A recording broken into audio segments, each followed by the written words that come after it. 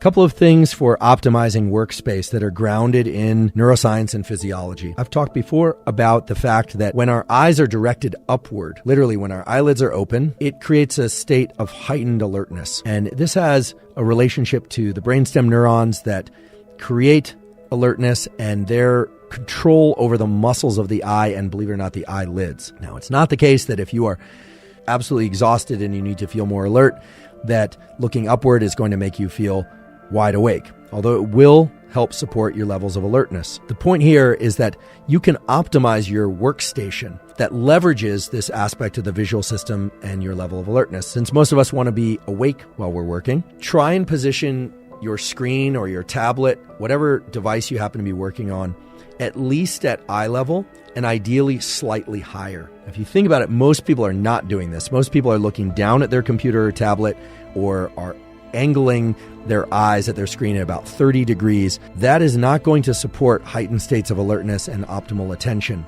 In fact, the opposite relationship between eye position and alertness is also true. When we look down, when our eyelids are slightly closed, it tends to decrease our levels of alertness and increase our levels of sleepiness. I really want to emphasize this, that there's a bidirectional or reciprocal relationship between the brainstem areas that control alertness and the eyes, meaning how alert you are controls how open or closed your eyes are. No surprise there. But also that how open and upward directed your eyes are will increase your levels of alertness. And if your eyes are pointed downward and your eyelids are hooded, like they're slowly closing, you'll feel more sleepy, especially if you're somebody who tends to have that mid-morning sleepiness or mid-morning crash. So what I do is I have a standing desk, but I also prop the computer up such that it's at least at eye level. And I haven't figured out yet how to develop a workstation where the computer is above me. I think the only way to really do that is actually to tilt one's body back, but actually that's not a good idea either. They have done studies recording from areas of the brain associated with alertness, areas like locus ceruleus and the so-called reticular activating system.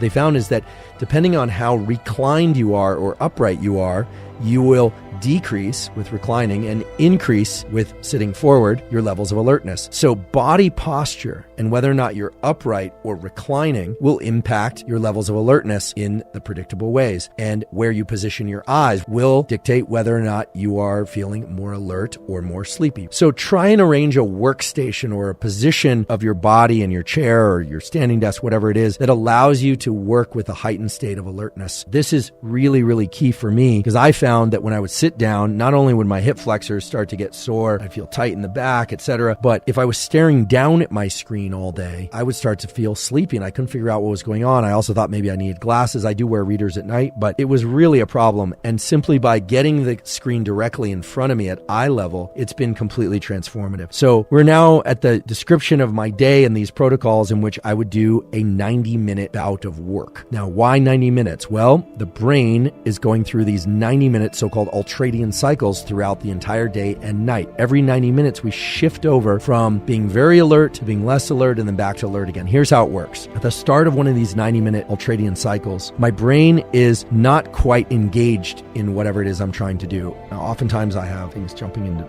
my mind, I've got distractions, etc. But I set a timer for 90 minutes and I try and get a strong bout of work done inside of that 90 minutes with the full understanding that the entire 90 minutes is not going to be uniform in terms of my ability to focus, but that 90 minutes is about what the brain can handle in terms of a dedicated effort or high degree of focus. Some people can push out a little bit further. Some people can't handle more than 10 minutes, but that's what I'm striving toward. You'd be amazed how much you can get done in 90 minutes if you are focused. So how do you increase that focus and how do you use the timer feature? Well, you can combine those. I use a program called Freedom. It shuts me out of the internet completely. So that means no checking the markets, no checking social media, no checking email, none of that. I get a dedicated bout of work done. I confess, I don't allow myself to go to the restroom in that period of time. Here's an interesting little tip that's grounded in physiology. You have a direct neural connection from your bladder to your brainstem areas that increase alertness. This is why when you have have to go to the bathroom. It is extremely agitating. It can be very, very agitating. I'm not encouraging you to get so agitated by filling your bladder so much and resisting going to the bathroom that you are uncomfortable and can't focus. But I generally will just drink liquids and work away, and I won't walk away to go use the bathroom unless I absolutely have to. This is one way in which I've learned to funnel my attention into whatever it is I'm doing.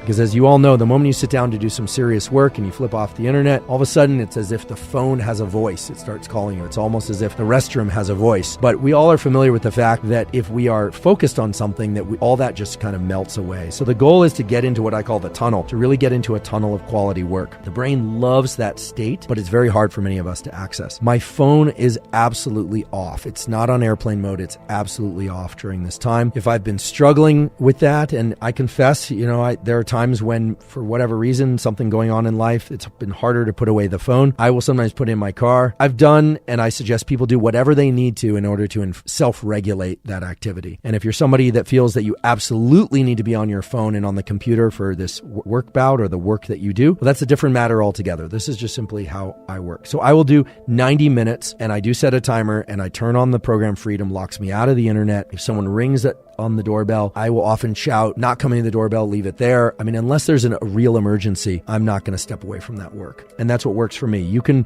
try various other things. That's what works for me. In addition, I use low-level white noise. This is something that is supported by quality peer-reviewed data, but it turns out that white noise, which is essentially all frequencies of sound, mixed up kind of randomly, there's no structure to it, turned on at a low volume, not with headphones most of the time, puts the brain into a state that's optimal for learning and workflow. And I covered 2 papers during that episode. One that showed that indeed brain areas involved in attention, brain areas involved in focus and cognition and memory, those are engaged to a greater degree when there is low levels of white noise playing in the background. The other paper that's really interesting did brain imaging and showed that areas of the brain that are associated with dopamine release are increased by low levels of white noise. Dopamine release is associated not just with pleasure, but with motivation and craving. So everything about this 90-minute block, from the low levels of white noise to the position of my computer, how I'm standing and where my eyes are positioned, is geared towards putting me in this tunnel of work. And I have to say that while it can be a challenge to try and achieve this state and this tunnel of work, some days you start to get kind of addicted to it. It feels really good. It's like a workout for the mind. And it is something that as you exit that 90 minutes, you really feel like you've accomplished